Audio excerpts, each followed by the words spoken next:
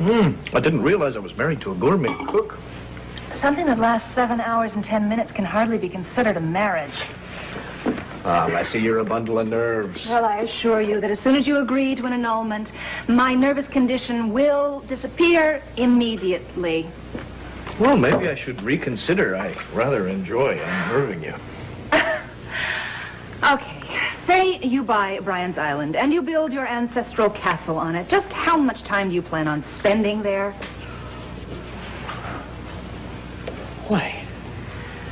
Because I don't like the idea of your staying in Oakdale on any kind of permanent basis.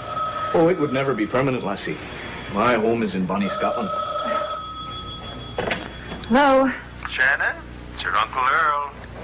Can you come to lunch immediately? I just finished a delicious lunch at the Snyder Farm.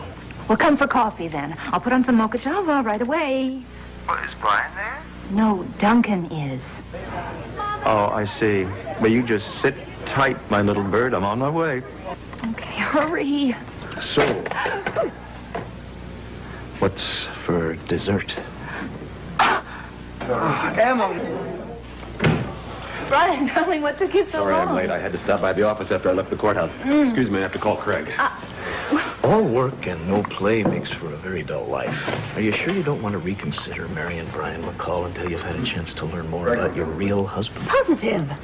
There must have been something that attracted you to me. Oh, yes, I think it was those green stingers you kept pouring down my throat until I couldn't remember my own name. It's surely a wonder you can remember all your current ones. Listen, Craig, I'm calling because I had Jillian checking on any unusual deaths in the 1964 in Chicago. And there may be no connection here, but a Chicago lawyer was shot in his office just 2 days before Martin Guest killed himself. What else do you know about it?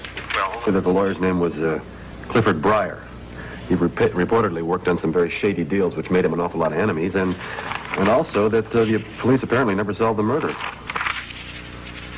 Mr. Breyer's widow is a woman named Dorothy, and she's alive and living in a Melrose Park nursing home. Melrose Park is a suburb of Chicago. Great, Brian, thanks. I'll find this. Listen, this is terrific. Right. I hope this leads to something. Talk to you soon. Bye. Well, I'm starved. What's for lunch?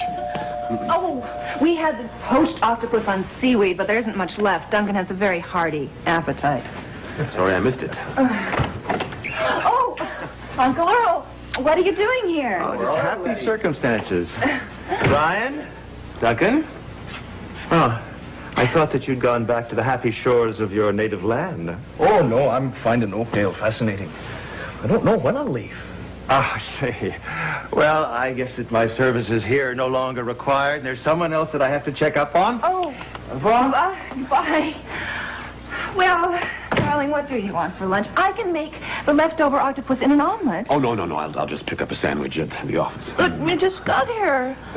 Brian, I've got to run, too. Would you mind dropping me off at my hotel and we can discuss arrangements in the car? I'll call you later, okay? Thanks for lunch. Don't worry, Shannon. I'm sure the three of us will be able to come to an arrangement that'll give us all exactly what we want. Cheers. No, Bets, it doesn't look I'll be getting back into the office at all today. So if you can just take messages and lock up for me, okay? All right. No. Well, so do you. I'll talk to you all later. Earl, Yes, dear. I just want you to keep that beeper near you tonight because I may be beeping in later this evening. I had a wonderful idea about the party for Sierra, and it's going to fit in perfectly with the ideas for my new image. Oh, Lord, image. Now, which image was this, Peterson? It's strictly business. Oh, the business image. Yes. Now, Lisa, I just thought I'd go and check out the powder room and see if they've cleaned it up. Good night, everybody. Excuse me, I think I'll go clean up. What's going on? There's something. I had no idea that Barbara knew that Tad Channing. Well, according to Lucinda, he's building her new factory. You mean she's going to go through with that? What I hear? Oh, and that lovely. She didn't say anything. Well, she's just my partner, you know. Well, Barbara is full of surprises these days.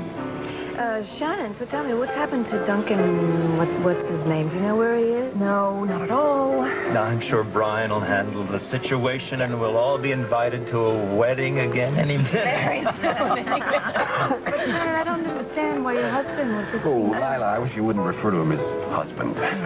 Oh, I'm sorry. I didn't mean that. But why is he so determined to be tied Well, to you? I have a pretty good idea about it, but until I can prove it, you know, can you excuse us for a second? Let's go. Sorry, we'll be right back. Have an emergency.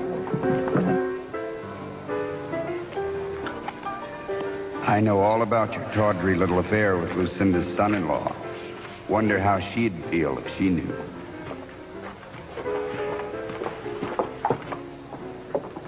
Good evening, Barbara. Oh, it was till you walked in. You must be very proud of yourself. Why? What have I done now? I know you have a bag full of nasty little tricks, but you've really outdone yourself this time. I don't have the faintest idea what you're talking about, darling, nor do I care. No, you don't.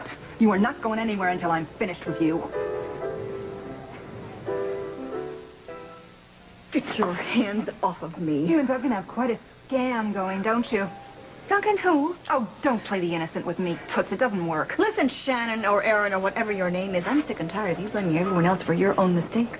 It's your own fault that you had a husband somewhere in Scotland. But it was your idea to bring him over here. Oh, why would I want to do something like that? Because you can't stand the idea of Brian being happy with someone else? I never saw Duncan McKechnie until he stopped your wedding. Oh, you are such a liar.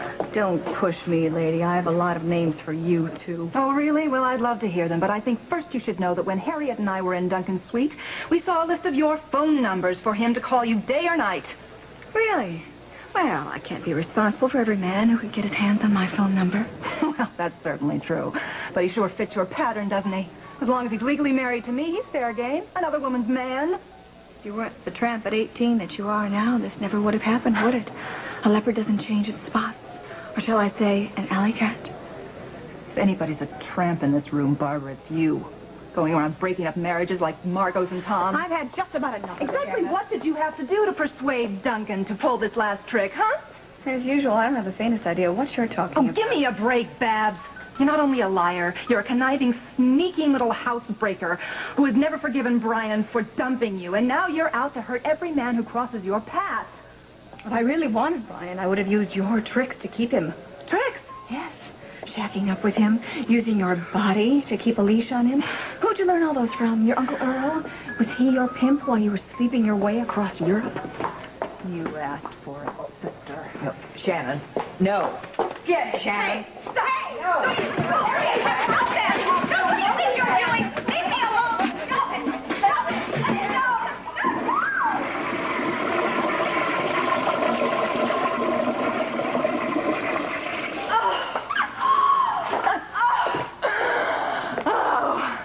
You shouldn't have done that. Oh, why not? I feel better than I have ever felt in my entire life.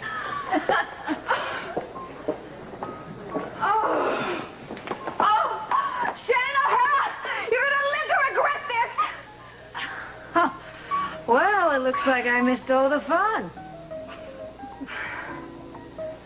Teach your boss. No. Oh, there you are. What took you so long? We ran into a friend in the powder room. She wasn't feeling very well. She was a little flushed. Oh. Well, while you were helping your friend, I called Nolan. What? It seems that one Duncan McKechnie was on an 11 a.m. flight from O'Hara to Edinburgh this morning. I knew it. That son of a... He had everything all planned all along. What are we going to do, Brian? For starters, I'm going to post guards in the footbridge to my island, and any Scotsman who sets foot on it... Well, let's just say the guards will be told to shoot and ask questions later. Good. Harriet? Yes. Dear, are you busy tomorrow? Oh, no. I'm not getting involved in any more of your harebrained schemes. Why, Harriet? What's the fun? What's going on here?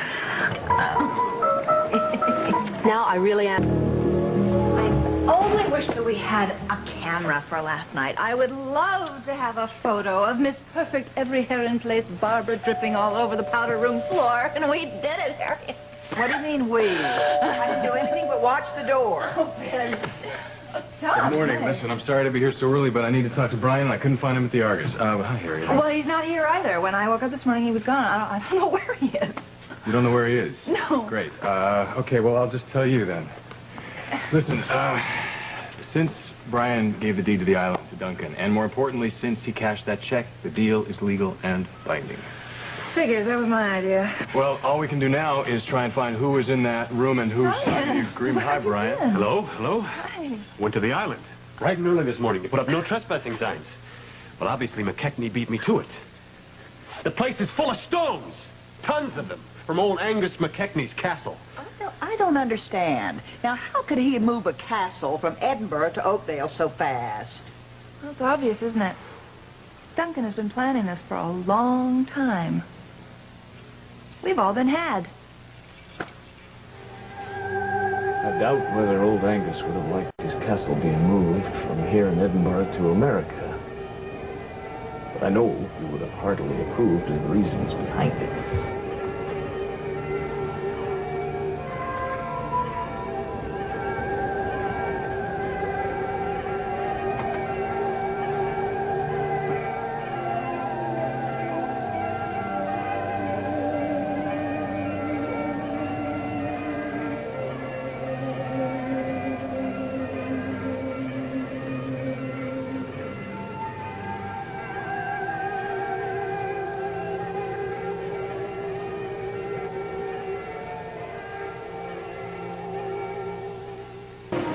Yeah, thanks, Alice. Margot didn't call, did she? All right, yeah, I'll see you this afternoon. I still cannot believe that scam Duncan pulled is legal. You heard Tom. He got the deed to my island. We got a check for 50 grand. You mean we got the shaft? If only I hadn't made you deposit that check so quickly, but I was sure that if we waited, it would never clear, which is probably exactly what he wanted me to think. Look, Shannon, I hate this man as much as you do, but he's the legal owner of the island now, and there's not a damn thing we can do about it. Maybe I could make myself a quick widow. As your attorney, I'd have to advise you that is against the law, my dear. Well, I still have Detective Nolan digging into the old McKechnie family closet. But all he's been able to unearth so far is a bizarre story about his sister, Beatrice. What was that about? Oh, well, Detective Nolan told us that Duncan has his younger sister in Scotland. And apparently she has been in a sanatorium ever since her fiancé accidentally killed himself on the day that was supposed to have been his wedding day. Well, it sounds like Duncan is bad luck around weddings, doesn't it? Yeah, you can say that again. What are we going to do? Well, I, for one, will keep my eyes on what used to be my island. Fortunately, McKechnie has only moved a portion of his castle there. Sooner or later, he's got to bring the rest of it. Yeah. And when he does, I'm going to give him a welcome home party he will never forget. Brian, as your attorney and as your friend, I'd advise you to be very careful.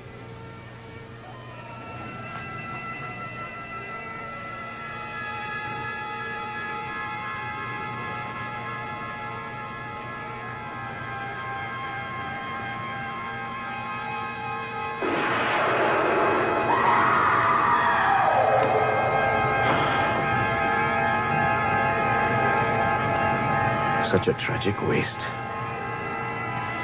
Poor Beatrice. Duncan, I had a feeling I'd find you here. Hensley, it's good to see you. When did you get back from America? Just an hour ago. Have you seen Beatrice? No, that's my next stop. So tell me, how did things go in Oakdale? Just as we planned. I signed your name on Brian McCall's paper, filed the deed for the island, and was there when the first shipment arrived last night. Are you sure no one saw you? Oh, not a soul. You bought a very deserted island. I just would hate for anything to go wrong now. Oh, believe me, there's no way anyone will ever find out what's buried underneath all those stones. Wonderful. Phase 2 is a complete success. On to Phase 3.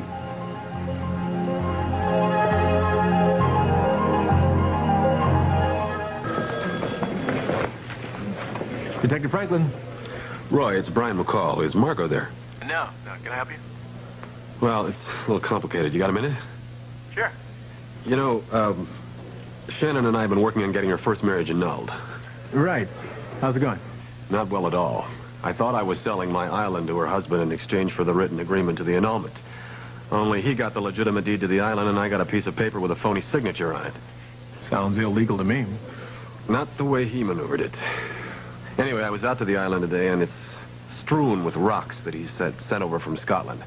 Look, Roy, I want a member of the force out there to let me know what's going on. Yeah, well, look, if it's his island now... Roy, all I'm really asking is that you let me know when he shows up. I'll handle it from there, okay? Okay. Thanks, Roy. Bye. Now, Brian, you remember what Tom said. Don't do anything rash. You could even make things worse. Oh, what could possibly be worse, huh? Where's my jacket? I gotta cover a press conference April Hobson is showing. Yeah. Take care, all right? Be careful, okay? Oh, Harriet. I know Brian's going to do something foolish. Well, maybe he'll calm down before Duncan gets back from Scotland. No, we can't risk that. Come on. Where? To the island. I want to check out those rocks and see if we can figure out what's going on. Come on. Wait a minute. Okay. I told you there'd be no change in your system. Aye. Poor Beatrice still thinks it's her wedding day. She can't get past that moment where she walked in and found her beloved Thomas Beaton lying dead on the floor. We can't count on her living in the past forever, Duncan. Sooner or later, she'll remember everything. Yeah, I've taken that into consideration, Hensley. That's why tomorrow this grave will be exhumed and Thomas Beaton will be shipped off to Oakdale, along with the rest of our family skeletons, including old Angus' bones. That way, if Beatrice does remember, and there's an investigation, you'll have nothing to worry about.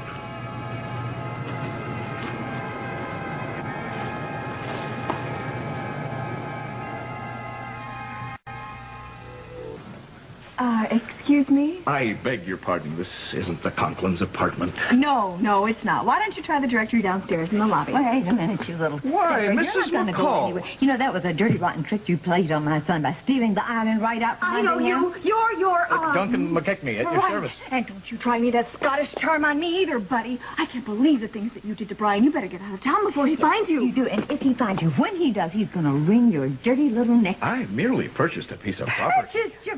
Purchased my foot, you stole it from him. And then you had somebody forge your signature on that annulment agreement. And then you took that deed, the one you practically stole, and you filed it. Dear lady, Don't you, dear lady, I mean, you bum, don't you do that. Now, if you have any sense at all, you're going to get on the fastest plane to Scotland and get out of here. I would suggest you take your dirty little rocks with you. Barbara, I'll talk to you later. Bye, Lisa. Well, I'd love to stay and defend my honor, but the Conklins will be wondering where I am. Perhaps if you'd let me use your phone, The coast is clear. She's on the elevator. Now, would you like to tell me what the hell you're doing here? I couldn't stay away from you any longer. I